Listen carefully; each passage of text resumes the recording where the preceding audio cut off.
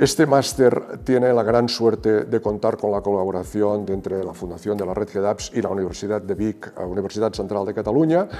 que desde el primer momento nos dimos cuenta que nuestros objetivos son los mismos. Es un máster de 60 créditos durante 2 años, ir lanzando los módulos que estarán más especificados, pero sí que es cierto que cada alumno irá a ritmos distintos porque esto es una de las características que cada uno puede hacer. Vamos a centrarnos mucho también en el tema de una personalización de la medicina, todo el tema de las nuevas tecnologías y el uso de la inteligencia artificial, y